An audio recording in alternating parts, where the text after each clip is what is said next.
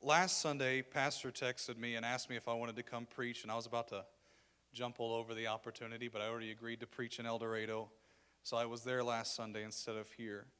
But as Pastor said, Anna's been very challenging. My first Sunday down there was only 2 people, so very small, nothing really to start out with, no team to work with, and it's been very challenging ever since. For the last several months, it's just taken a whole bunch of cleaning and a bunch of work, a bunch of painting, a bunch of just being able to learn how to be comfortable with the little things you want to patch up and work with, but you just don't have the money yet to do it. And I'm definitely a perfectionist, so when I come into the church, I want to see like everything nice and neat, and there's just some things that eat on you because you can't take care of them. But through it all, I've learned to give a lot of things to God, to trust Him, to hold on to Him, to trust in what He's doing. And He continues to provide every step of the way. Whenever there's something we really need, He makes a way, and we get a check in the mail that's unexpected. Whenever we needed a projector, God provided. If there's a bill that comes up that's bigger than expected, God makes a way. God continues to provide. And this morning, something incredibly exciting happened. I've heard a lot of pastors talk about how people always, come to church just begging for money, begging for a handout, and some of them need it, and some of them don't. And we've had a couple people like that. One of them, the only time I ever saw the lady was whenever she needed money or needed gas in her car, and she'd always come around and ask for it. And so I'd always kind of politely tell her that we really couldn't do anything for her. I had filled her car up with gas once or twice. This morning she comes to church. She's on time. I found out her car is broken down, so she actually walked about 6 blocks to get there. And after begging for money for months, she actually writes a tithe check this morning. Says she's excited to come back. She's going to invite her grandkids. At the same time, a lady who also asked for money, who lives right next door to us, came in this morning. Talked, was nice, friendly. I preached. I had people come up at the end of the service to pray. And she came up bawling, just absolutely bawling, and said that she didn't know she was going to do this today, and this is really hard for her, but she said that she hasn't been living right.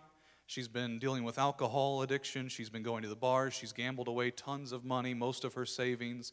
She's in a financial pickle right now, and she just can't do it anymore. She went to church as a kid, and she needs to get back. And so this morning, she got saved at our church, and that was the first salvation we've had since I've been there, which is really exciting. This coming Saturday, we're going to be doing our first large outreach event at the church. We're going to do a back-to-school thing, so we actually have the Brookport Church coming to help us. They're going to provide a bounce house that's going to be set up. We're going to grill hot dogs, hamburgers, and hand out a bunch of school supplies. And I don't know how well that's going to go, but I know a few people already say they're going to bring grandkids over, get school supplies. So hopefully that turns into a very successful event. So pastor says, what do you need to pray for? That's definitely one big thing to pray for. Another big thing to pray for is worship for us. That's one of the things that's been eating at me every Sunday, is right now we're using videos and we're getting by and it's working okay. But I long for the day where we'll be able to have live, exuberant worship at our church like we do here at Benton all the time. And so be praying to that extent that God makes a way for that to happen. Tonight I'll be talking mostly about my experience at church camp. And it was an incredible experience. It is every time I go. In my opinion, it's one of my favorite weeks of the entire year. It's one of those things that I just need to refresh, to recoup. I'd rather go to that than camp meeting or any other event throughout the year. And this year was definitely no letdown. One of the key verses for this week was in Isaiah chapter 60, verse 1, where it says, "Arise and shine, for your light has come. The shining greatness of the Lord has risen upon you." The theme for the week was rise up, or rather for both camps was rise up. And they had a whole list of 10 verses that the kids were supposed to memorize for points, but also to grow in discipleship as they sought God and grew closer to Him. And this was the main verse, one of the main verses, "Arise and shine, for your light has come. The shining greatness of the Lord has risen upon you." And I'll talk more about that verse in a little bit. But the theme of rise up meant a lot of different things for a lot of people. For some people, it meant it was time to rise up out of the pit you had dwelt in for so long. To rise up out of the lies of the enemy that he had constantly thrown at you and bombarded you with. You'd felt like you're in a position, a low place, to rise up to make something happen. For others, they felt okay. They weren't in bondage to things, but it was time for them to rise up and to do something. God had laid a calling on their lives, and it was time to make something happen with that calling.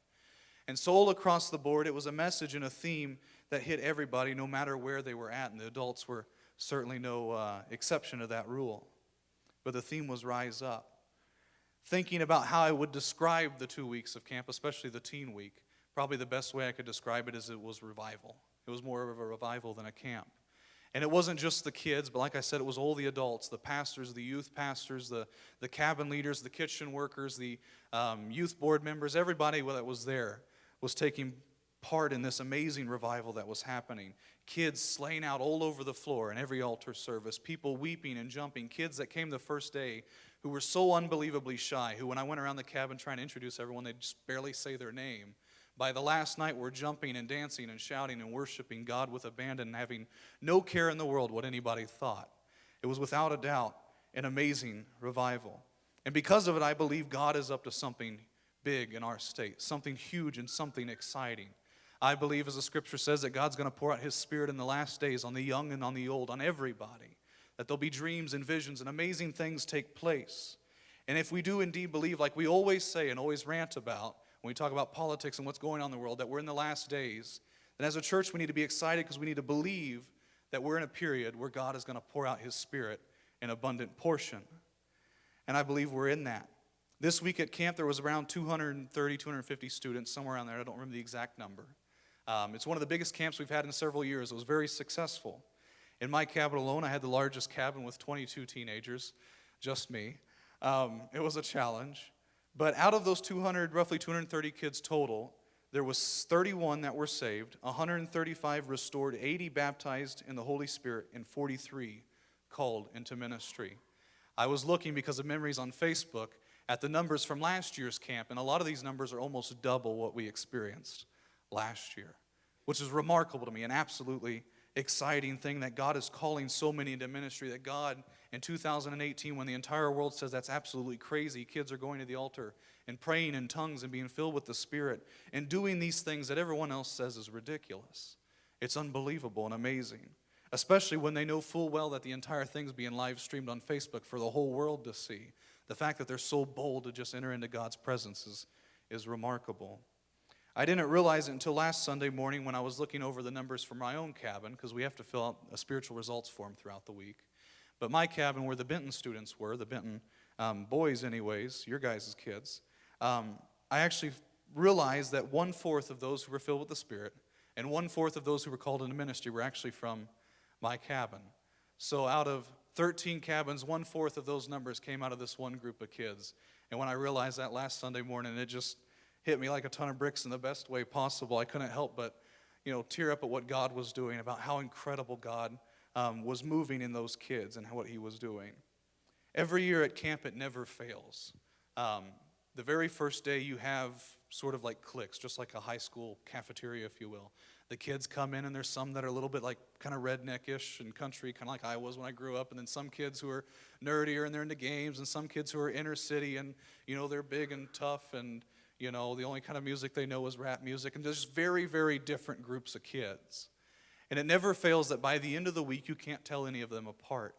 By the end of the week, they're all best friends. They're all joking and goofing off together. The most unlikely individuals are suddenly the ones always sitting next to each other at lunch, always talking and having a blast, the ones that suddenly become best friends by the end of the week.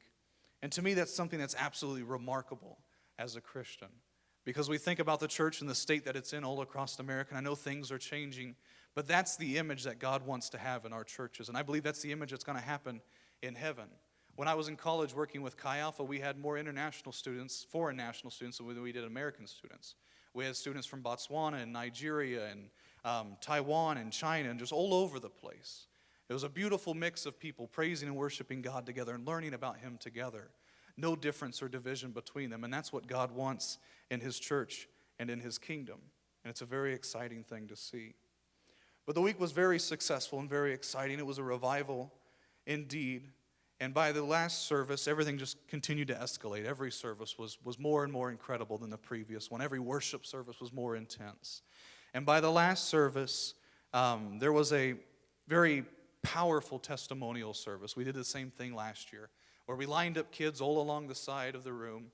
One by one, they came up and testified. And at the end of it, and this is sort of a symbolic gesture, Brother Joel Talley, the minister who preached, had us build a pillar like the one that was built in Joshua chapter 4. And I'll talk more about that in a second. But if you want to turn to Joshua chapter 4, starting in verse 1, it says, "When the whole nation had finished crossing the Jordan, the Lord said to Joshua, 'Choose 12 men from among the people, one from each tribe, and tell them to take up 12 stones from the middle of the Jordan, from right where the priests are standing, and carry them over with you and put them down at the place where you stay tonight.'" To provide some background, the Israelites have come out of Egypt. They went through all the turmoil of worshiping God and following Him about, and then all of a sudden straying from God, and all the things that happened in the wilderness. Moses has passed on the reins of leadership to Joshua, if you will, and Joshua is bringing them into the promised land by God's leading. They're getting ready to cross this river Jordan, and God does an amazing thing. He separates the waters before them. We speak a lot about the Red Sea, and a lot of people don't know that it happened more than once, but God performed that a miracle again for them. And so He tells Joshua, find 12 men, one from each tribe. They're going to pick up a stone from the middle of the river, carry it to the bank, and they're going to build a pillar as a monument. And verse 4 says, Joshua called together the 12 men he had appointed from the Israelites, one from each tribe, and said to them, "Go over before the ark of the Lord your God in the middle of the Jordan. Each of you is to take up a stone on his shoulder, according to the number of the tribes of Israel, to serve as a sign among you. In the future, when your children ask you, 'What do these stones mean?' tell them that the flow of the Jordan was cut off before the ark of the covenant of the Lord when it crossed the Jordan. The waters of the Jordan were cut off. These stones are to be a memorial to the people of Israel forever." In verse 8, the Israelites did as Joshua commanded them. They took 12 stones from the middle of the Jordan, according to the number of the tribes of Israel, as the Lord had told Joshua. They carried them over with them to their camp, put them down. Joshua set up the 12 stones that had been in the middle of the Jordan at the spot where the priests who carried the Ark of the Covenant had stood, and they are there to this day. It's an incredible thing to think about in my mind, because I have to imagine, who were these men appointed to pick up the stones? And I don't think Joshua just picked anybody. I have to imagine that he picked the strongest men. I believe each of them from each tribe was a strong, young, healthy man, a man who was proud to be a part of his tribe. And so I imagine them going into the middle of the river as the priests stood there with the ark, praising and worshiping God. The waters still held back as the Israelites, tens and hundreds of thousands of them, came across the river. I imagine these young men looking and picking the strongest, biggest stones they could possibly carry. I know me personally, if I was at camp and we were told that we should go pick up a stone to represent our cabin, we'd go out and we'd try to find the biggest, heaviest one. We'd probably break our backs trying to drag it out of some creek, and we'd put it in front of our cabin and be proud of it.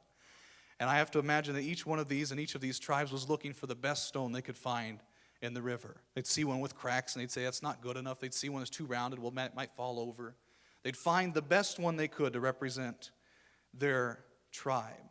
They brought them over, these 12 large stones, and then they built this monument, this strong monument, a symbolic pillar representing what God had done in their lives. The important part to know here is that this wasn't the starting point for the Israelites. The starting point for them wasn't even when they were in Egypt in bondage, but way before that. This wasn't the ending point for the Israelites. The ending point wouldn't even be them taking the promised land, but far beyond that. What this was just one more stop along the way, just one more step in the path God had prepared for them. And so they gathered these 12 stones as a memorial to what God had done in their lives, to what God was doing, and to what God would do in their lives. Not to build as a place to rest for all eternity, not to build as a place where they constantly talk about good stories from the past and revivals that once happened, not as a place to stay in inaction, but to move forward strong and powerful in the might of God. And in that last service, we did this. Joel Talley had every person reach down and pretend like they're picking up a stone. Each stone meant something. Pick up one stone, and the theme for the night was put a stone on it. That was the theme, or the title of his message, if you will, put a stone on it. And so symbolically, each kid would reach down, they'd pick up a stone. Joel Talley would say something about what the stone represented, then they would put the stone down on the pillar, and then the whole audience would just go absolutely nuts, all right, the whole crowd. There was no one sitting down in the entire room, 250 kids almost, and all the adults and helpers and all the ministers that were there. Everybody in the room just went nuts in a revival like I had never seen before in my life. If I could describe it best, besides revival, I'd probably say it was the most Pentecostal week I'd ever been to in my life. People jumping and shouting and dancing. Pastors that I thought were, kind of not really stiff-necked, but you didn't expect them to get wild and crazy. They got wild and crazy for God. It was phenomenal.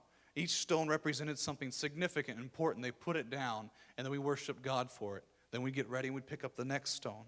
And I'll talk about what some of them meant in a minute. but it was definitely a revival.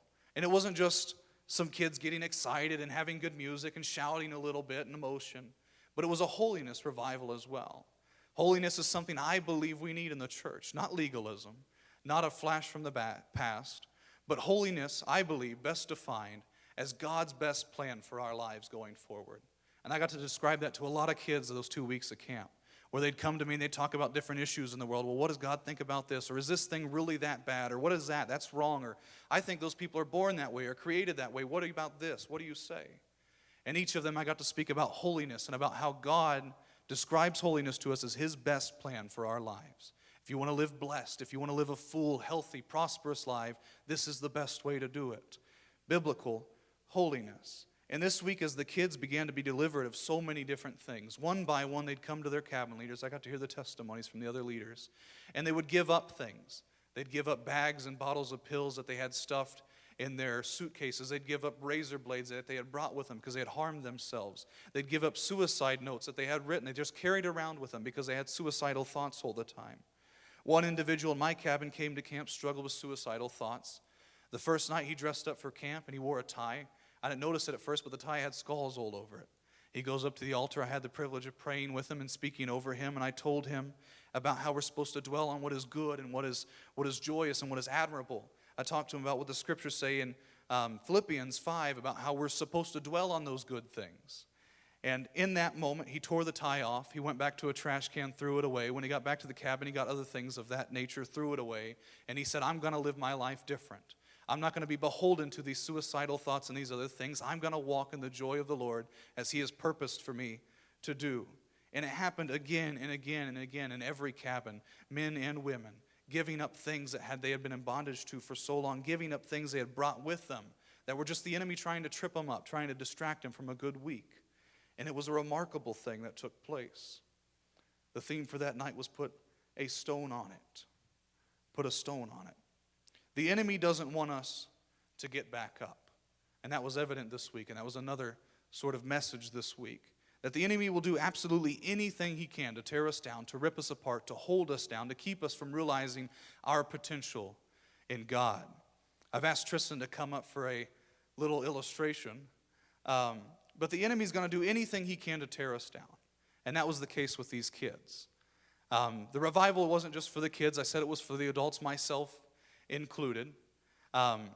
People come to camp with facing all kinds of different things. The teenagers facing all kinds of different things. The adults stressed out about everything that they have in life.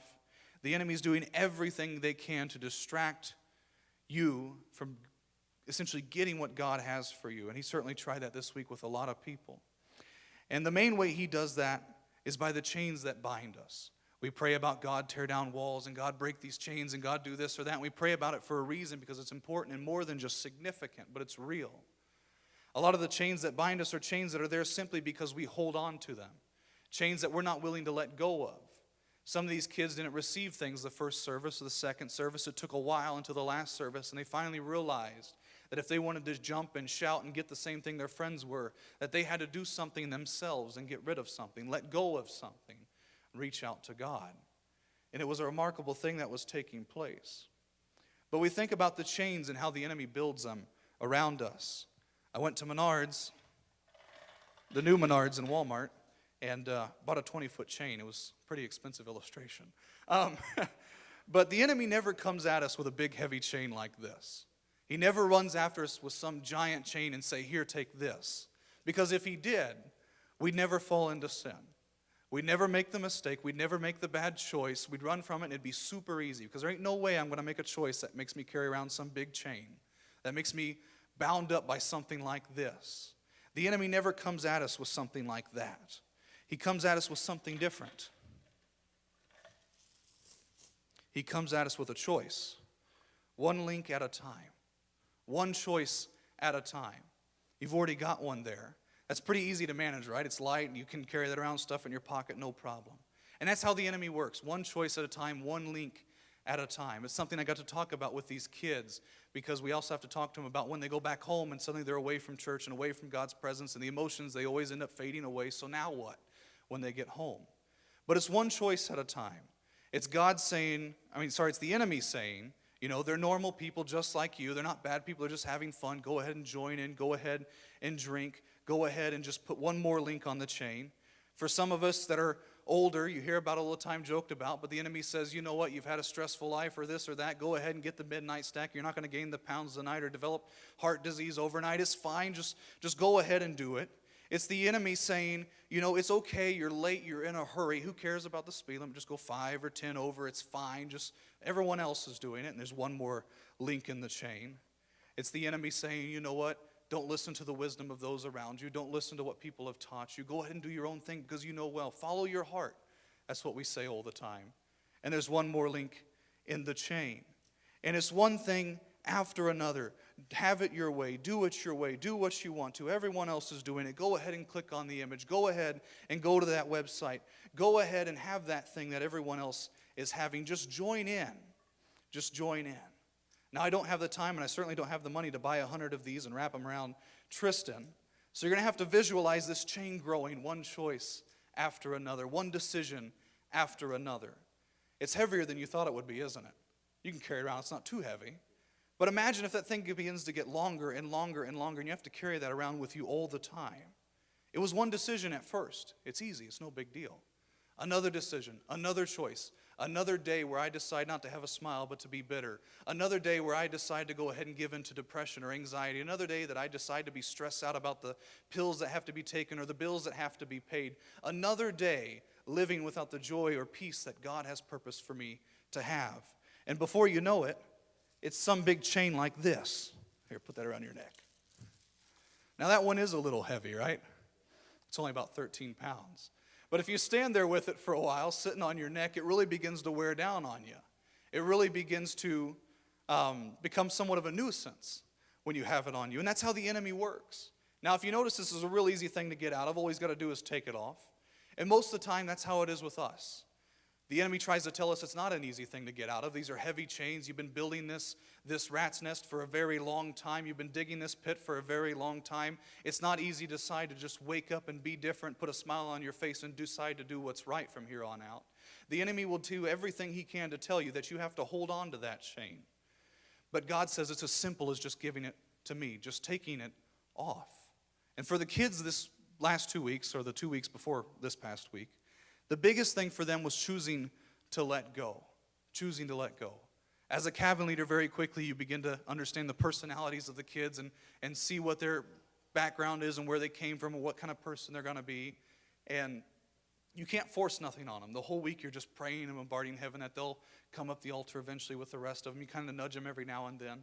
But you're just hoping eventually they're going to let go of the things they need to let go of. Eventually they're going to let go of it is what you have to hope. Because that's what it takes. Because as long as you're holding on to that, you're beholden to it.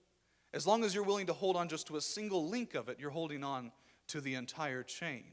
It's not as easy as just letting go some of it and deciding, well, I'm going to go ahead and do this thing still, or I'm not really ready to move on from that thing. God is calling us to let go of the entire thing, to put the whole thing down. You can go ahead and put it down. Thank you. But God is saying, let go of every link in the chain. Let go of every link in the chain. The week at camp was remarkable for so many people. It was remarkable to see pastors who had, I didn't even know this, but who had some bitterness between each other, and they would go to each other, and you'd hear a light conversation where they're talking and apologizing about some argument or discussion months ago or years ago. You'd see people who had avoided each other suddenly laughing in a joyous way together again. You saw people working together in amazing ways as everyone began to let go. For me, coming into camp, it was very stressful. I was stressed out about the church. That really begins to wear on you, driving an hour and 15 minutes or an hour and a half every Sunday morning to go and preach to a small crowd, just, wondering when is this thing finally gonna, move, when it's finally gonna take off. It really begins to wear on you Sunday after Sunday, Saturday after Saturday, where you drive down an hour and a half each way to mow a couple patches of grass to try to make the place look good, wondering if anyone even cares to see it. Really begins to wear on you. And so I was stressed out about that. I was stressed about things at work and finances and just different things in life. I had a health scare the week right before kids camp. A small episode, ended up in the ER. Didn't know what it is. I still have to follow up with a specialist. And so I had a lot of stress about various things in life. Plenty of distractions to keep me from entering in and getting from God what I needed to get from God that week. A lot of things where the enemy wanted to distract me from the goodness and greatness of God. That message of rise up at first had fallen on a deaf ear with me. I just thought I was there to help out these kids. We're going to have a fun week. It'll be enjoyable. I had no clue that God was going to wreck my life those 2 weeks.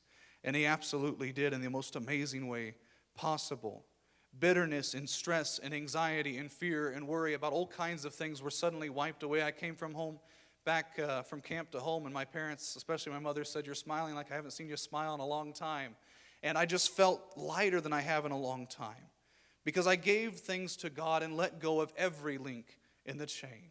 Every stressful moment, every single small piece of bitterness and frustration, every little thing I gave to God, trying my best to lead these kids to do the same thing. And in that last service, like an absolute buffoon, joining the kids, I put a stone on it. Like I said, we put those stones down, and every stone meant something. And after the stone was put down, people jumped and shouted. And I don't know if Tristan noticed me. I know Tristan pulled a Ted Anderson and was running around with a couple other kids. But some of these stones were just remarkable to me. Every one of them meant something. And number 5 meant grace. And we put the 5th stone down, and before we put it down, he described about how the grace of God covers a multitude of sins, a multitude of failures, a multitude of many different things that haven't worked out the way you want them to. Number 6 represented man and those who want to see you fail and those who have done everything except to encourage you, to help you. 7 meant completion, deciding to declare that God had completed a work within us. Number 8, the most exciting for me, was new beginnings. That no longer are you beholden to anything in your past. When you let go of every link in the chain, you are indeed new and fresh. And just like everybody else in the building, we put those stones down, and like an absolute moron, I jumped up and shouted and probably looked like a crazy nut. I was off to the corner so I wouldn't be in the live video. I knew what I was doing there. But it was a remarkable week for everybody, just an absolutely remarkable week. The last night that I was with the kids, I talked to the kids, and we were actually getting ready to go to bed. It was actually a pretty good moment, and then it went crazy after that because it was the last night, of course. But I talked to the kids about when they go back home. I talked to them and told them and encouraged them when they go back home to worship just like they did this week, to run, to jump, to dance, to shout just like they did this week, to go back and have the same passion and zeal in their churches that they had that week in camp. I told them, and maybe some people might get upset with me for this, but I told them that when they go back home, don't be mindful of all the older people sitting in their pews all quiet and clammed up. They're just quiet and clammed up because they haven't had revival in a long time, and they haven't had revival in a long time because they forget that they have to do something just like you had to do something. You got to get up and take part in it. I don't mean to be irreverent. I'm preaching to myself. I have to get up and to do something if I want to be blessed by God and experience His presence like I did those 2 weeks at camp. I encouraged them to go home and do that. And I've already heard testimonies. I had 8 or 9 boys from the Brookport Church, and they had an amazing service this morning where the kids shared testimonies, led in worship, and apparently God's presence moved in an incredible way there. But God led the Israelites through the wilderness, out of Egypt, and to the Jordan. They built a reminder. Now, if you read on in the passage in Joshua chapter 4, immediately after verses 1 through 9, after they build the pillar, the first thing they do is they ready themselves for battle. This is significant because, as I said a while ago, as soon as they built the monument, it was time to move on. It was no longer time to dwell in that moment, good or bad. It was no longer time to hold on to that movement or that moment. It was like Brother Al Sims preached at camp meeting 2 or 3 years ago in a remarkable way. He talked about David and Goliath, and he said David didn't hold that dead head of Goliath around with him his whole life. Eventually, he put it down because it got rotten and began to stink. Eventually, you have to let go of every moment, good or bad, and go on with God in the way He wants you to go. Letting go of every link in the chain so that God can allow you and encourage you to rise up to do amazing things for Him. Incredible things for Him. We have to rise up out of the ashes, out of the lies of the enemy, out of the places we've been, good or bad. Allowing God to use us to take the territory He has prepared for us to march into our calling. And as Isaiah chapter 60, verse 1 through 3, the first verse I did read, arise and shine, for your light has come, the glory of the Lord has risen upon you. Verse 2, it says, see, darkness covers the whole earth, thick darkness is over the people.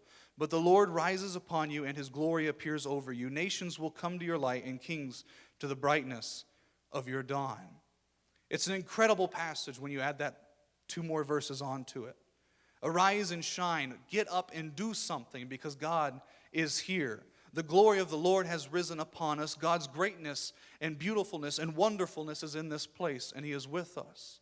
God is saying here through the prophet Isaiah, get up and do something because you have no excuse not to. No matter what's going on in the world, the amazing God who created the universe is in here in this moment wanting to use you. He says, notice that darkness has covered the world. It's covered so many people. Terrible things are happening. He's stating the obvious because we all know that.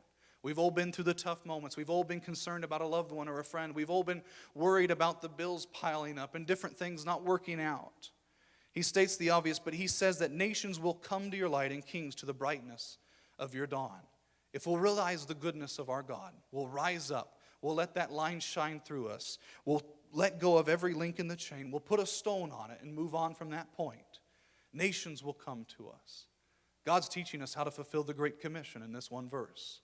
God's showing us that if we want to reach the world in ways we've never reached it before, rise up, let go, put a stone on it, and move on. And I believe that that's a pretty simple message. That's all I have for you tonight. And I don't know if Brother Joplin wants the mic back or what he wants to do, but I'll give it to him. But we had an awesome week at camp, absolutely awesome week. We were at max capacity. We filled out every single cabin, had to drug extra beds into cabins. We actually took 4 rooms from the staff cabin and put kids in them. And next year they expect to be even much bigger, so I don't know what we're going to do next year. But absolutely remarkable, and I believe God's going to do amazing things in our state. Get ready.